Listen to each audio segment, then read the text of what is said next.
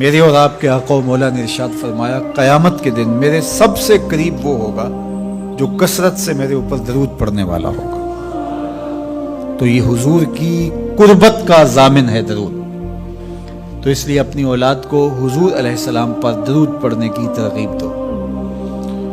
بچپن میں ہی اپنے گھر کے اندر مجالس درود قائم کرو، روزانہ کی بنیاد پہ ہو تو بہت اچھا، نہیں تو ہر 8 دن کے بعد ایک دن ضرور متعین کر لیا جائے۔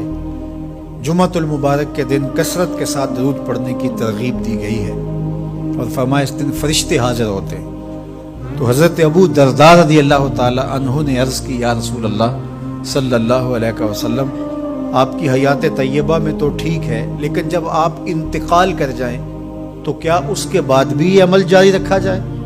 ابن ماجہ میں یہ روایت موجود ہے۔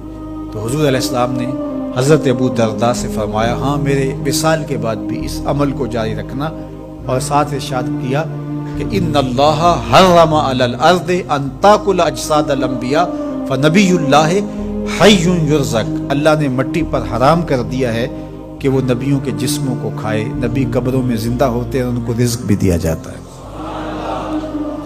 تو کہا کہ یہ میرے بعد بھی میرے اوپر درود کے سلسلے کو جاری رکھنا۔ تو ایک مومن تو درود کے ساتھ جڑا ہوا ہے، وہ تو درود کے بغیر دن گزار ہی نہیں سکتا، الگ سے نہ بھی پڑھے تو اس کو نماز کے اندر درود پڑھنا ہی ہوتا ہے۔ درود ابراہیمی تو نماز کا حصہ بنا دیا گیا، اور اس کو کثرت کے ساتھ درود پڑھنے کی ترغیب دی گئی۔ تو درود ایک ایسا وظیفہ ہے کہ جو اپنی زندگی میں جتنا زیادہ شامل کر سکتے ہو اتنا زیادہ شامل کر لو۔ ویسے بھی درود پڑھنے سے بچوں میں تقدس پیدا ہوتا ہے، بچے پاک دامن رہیں، عفت مآب رہیں، ان کی طبع میں تقدس رہے۔ آپ چاہتے ہیں، ہر ماں باپ چاہتا ہے، اور پھر دور موجود کے اندر جو فتنے ہیں تو بہت ضروری ہے کہ ہماری اولادیں تقدس مآب رہیں، تو ان کو درود کی ترغیب دو، تو اس کا عملی نتیجہ یہی ہوگا کہ ان میں تقدس کا جوہر پیدا ہوگا، اور ان کی عصمت کی حفاظت رہے گی۔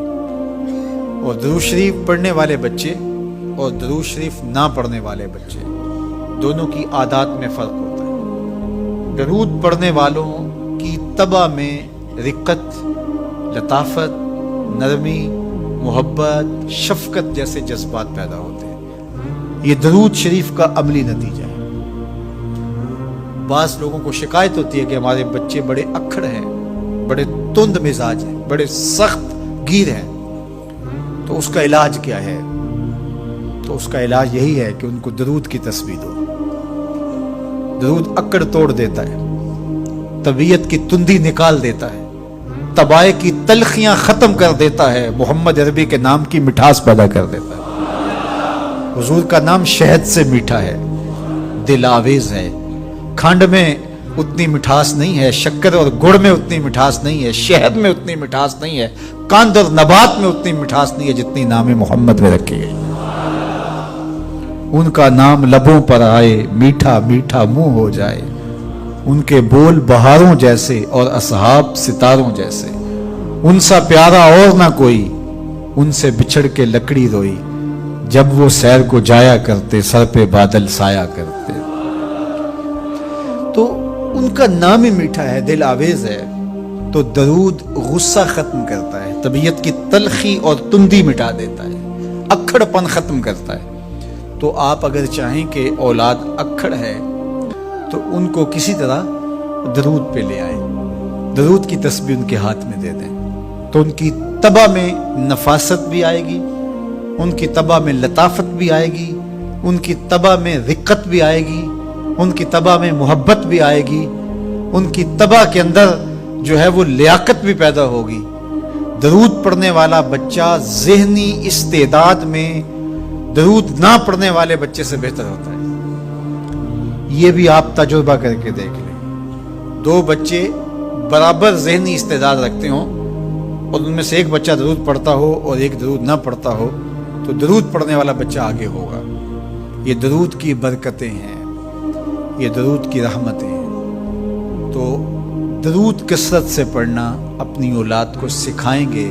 ہفتہ روزہ آپ محافل کا گھر میں انعقاد کر لیجئے اور اس میں صرف درود شریف پڑھ لیجئے, تو انشاءاللہ اس سے آپ دیکھیں گے کہ اولاد کو اس کا فرق پڑتا ہے. یہ تربیت کا ایک آسان نسخہ ہے اور یہ وہ وظیفہ ہے جس سے تھکن نہیں ہوتی. یہ وہ وظیفہ ہے جس سے طبیعت میں تلخی نہیں آتی. کہتے ہیں وظیفہ میں نے پڑھا ہے تو وظیفہ پڑھتے پڑھتے میری طبیعت میں یہ ہو گیا ہے. وہ بعض کہتے ہیں وظیفہ الٹ پڑ گیا ہے. بڑے وظیفے الٹ پڑھ سکتے ہیں لیکن درود الٹ نہیں پڑتا. درود ہے ہی سیدھا, یہ الٹوں کو بھی سیدھا کر دیتا ہے. تو درود پڑھیں اور یہ منہ بھی میٹھا رکھے گا, یہ دل بھی ٹھنڈا رکھے گا, یہ دنیا بھی ٹھنڈی رکھے گا اور آخرت بھی ٹھنڈی کر دے گا. درود چراغ بھی ہے, درود کستوری بھی ہے, خوشبو بھی ہے, مہک بھی ہے, شہد بھی ہے, گلاب بھی ہے, کھنڈ بھی ہے اور سینے کی ٹھنڈ بھی ہے.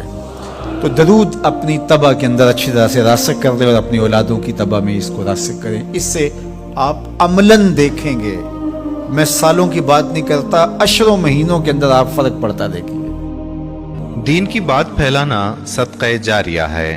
ثواب کی نیت سے ویڈیو کو شیئر ضرور کیجیے. جزاک اللہ.